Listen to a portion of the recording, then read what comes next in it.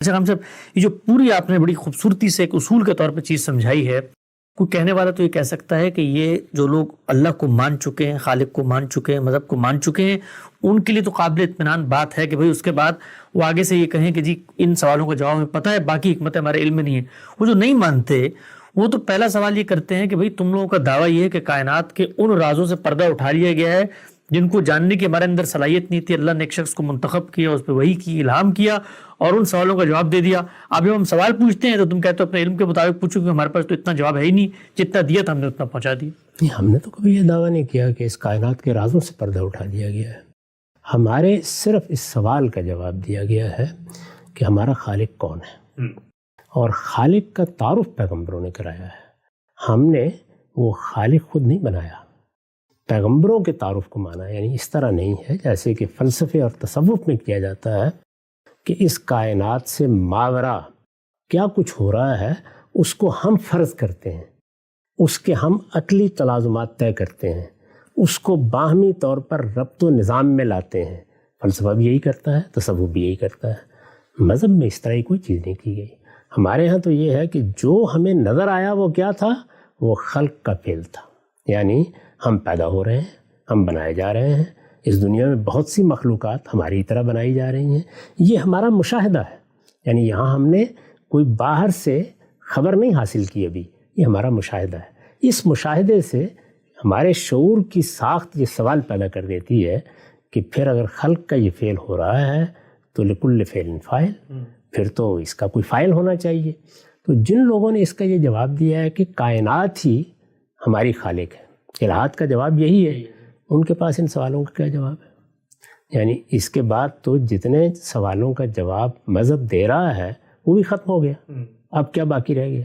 یعنی اس کے بعد تو یہ کہ میں ہوں کیا، آیا کہاں سے ہوں، آخر اتنی پیچیدہ ہستی کیسے وجود میں آ گئی، یہ وجود میں آئی ہے تو اس کو تاثیر اور خواص کے لحاظ سے بھی دیکھ لیجیے تو یہ اس مادے میں پیدا کیسے ہو گئے، وہ علم و شعور کہاں سے آ گیا۔ تو یہاں تو سوالات کا ایک جنگل اگائے گا۔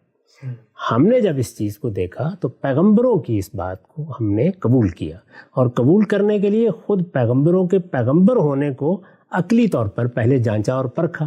جب اطمینان ہو گیا، جس طرح کے سائنسدانوں کے بارے میں اطمینان ہو گیا کہ یہ اس فن کے علم کے ماہر ہیں، ان کے بارے میں یہ اطمینان ہو گیا کہ یہ جو بات کر رہے ہیں یہ اپنی طرف سے نہیں کر رہے ہیں، یہ آسمان کی خبر ہے جو ہمیں دے رہے ہیں۔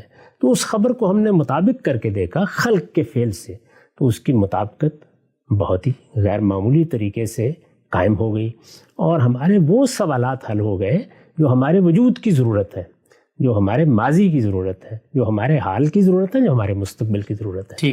یہ دعویٰ کسی مذہبی آدمی نے کبھی نہیں کیا کہ اس کائنات کے سارے راز ہم پر واشگاف کر دیے گئے ہیں۔ نہیں، ہمیں تو یہ سبق دیا گیا ہے کہ عالم الغیب و شہادہ ہے وہ۔ ہمارے سامنے تو یہ عالم شہادت کا بھی بڑا تھوڑا سا حصہ ہے، اس کی بھی کچھ تحقیق تفتیش ہم نے شروع کی ہے کوئی 1000-2000 سال سے، اور اب بہت سی چیزیں ہم نے جان لی ہیں۔ وہ بہت سی بھی اصل میں جو ہمارا علم تھا اس کے لحاظ سے بہت سی ہیں۔ اگر آپ خدا کی طرف سے دیکھیں یا کائنات کی طرف سے دیکھیں تو ایک ذرے کا علم بھی ہم کو حاصل نہیں ہوا۔ تو اس وجہ سے صحیح رویہ وہ ہے جو ہمیں اللہ کی کتاب نے سکھایا ہے کہ اپنے دائرے میں فیصلے کرو، اپنے دائرے میں ورڈکٹ دو، اپنے دائرے سے باہر جتنا علم مل جائے اس پر شکر ادا کرو، اور اس میں یہ خوشخبری بھی دی ہے وَلَئِن شَكَرْتُمْ لَأَزِيدَنَّكُمْ، اگر تم شکر کرو گے تو میں اپنی عنایت بڑھاؤں گا، اور یہ عنایت اس کے علم کی عنایت بھی ہے۔